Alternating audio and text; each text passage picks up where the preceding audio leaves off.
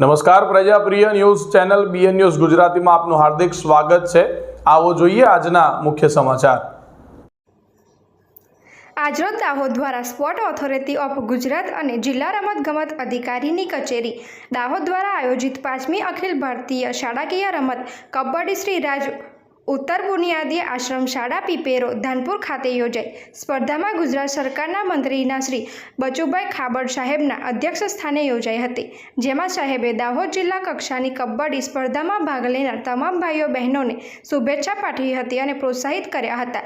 પ્રેરક ઉપસ્થિતિમાં તાલુકા પ્રમુખ, જિલ્લા શિક્ષણ અધિકારી શ્રી દાહોદ, એપીએમસી ચેરમેન અને પૂર્વ ઉપપ્રમુખ ધાનપુર બળવંતભાઈ ખાબડ સાહેબ, ઉપપ્રમુખ યુવા મોરચા ઉપાધ્યક્ષ કિરણભાઈ ખાબડ સાહેબ ધાનપુર, પ્રમુખ શ્રી ભાજપા ધાનપુર તેમજ રમતપ્રેમી મિત્રો અને ખેલાડીઓ ઉપસ્થિત રહ્યા હતા।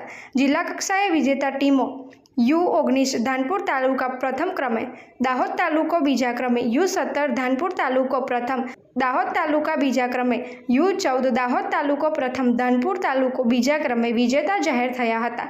દાહોદ જિલ્લા કક્ષા કબડ્ડી સ્પર્ધાના કન્વીનર શ્રી રાકેશભાઈ ખાબડ સાહેબે વિજેતા ટીમોને અભિનંદન પાઠવ્યા હતા।